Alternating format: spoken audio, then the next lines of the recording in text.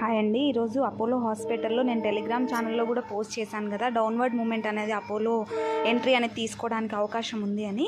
ఎగ్జాక్ట్గా నేను కూడా అపోలోలో 5861 క్రాస్ అయినాక ఎంట్రీ అనేది తీసుకున్నాను. అండ్ అప్ టు సపోర్ట్ 5800 వరకు మాత్రమే క్యారీ ఫార్వర్డ్ చేశాను. ఇంకా తర్వాత అంతా ఎగ్జిట్ అయిపోయాను. తర్వాత కూడా చాలా ఫాల్ వచ్చి మన టార్గెట్ అనేది ఇచ్చేసింది. తర్వాత బాటా ఇండియా స్టాక్లో కూడా నేను ఎంట్రీ తీసుకోవడానికి అప్వర్డ్ మూమెంట్ అనేది చూశాను.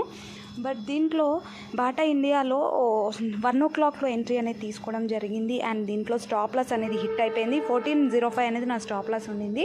నా స్టాప్ లాస్ అనేది బాటా ఇండియాలో నా స్టాప్ లాస్ అనేది బుక్ చేసుకోవాల్సి వచ్చింది. తర్వాత బజ్ ఫైనాన్స్ స్టాక్లో కూడా డౌన్వర్డ్ ఎంట్రీ అనేది తీసుకోవడం జరిగిందనమాట. దీంట్లో కూడా ఈరోజు ఇది కూడా చాలా ఫాల్ అనేది ఉంది, బజ్ ఫైనాన్స్ స్టాక్ కూడా.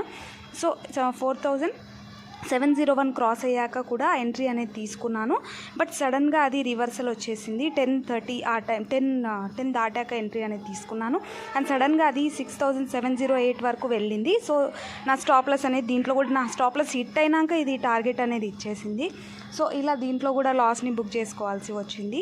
తర్వాత చూసుకున్నట్టయితే మనము మళ్ళీ నా స్టాప్ లాస్ ఇచ్చేసినాక మంచి ర్యాలీ అనేది వచ్చింది దీంట్లో. తర్వాత బ్యాంక్ నిఫ్టీలో కూడా నాకు స్టాప్ లాస్ అనేది హిట్ అయింది. అప్వర్డ్ ఎంట్రీ అనేది తీసుకోవడం జరిగింది.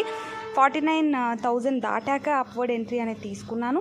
అండ్ అక్కడ కూడా నా స్టాప్ లాస్ అనేది హిట్ అయిపోయింది, రివర్సల్ వచ్చి. And second side downward entry అనేది తీసుకున్నాను. చిన్న ప్రాఫిట్ అనేది 300 రూపీస్ ప్రాఫిట్ అనేది వచ్చింది. ఈరోజు నేను తీసుకునే ట్రేడ్స్ అయితే ఇవి 3000 లాస్ అనేది బుక్ చేసుకున్నాను. మీకు ఎంత ప్రాఫిట్ వచ్చిందో కమెంట్స్లో తెలియదు.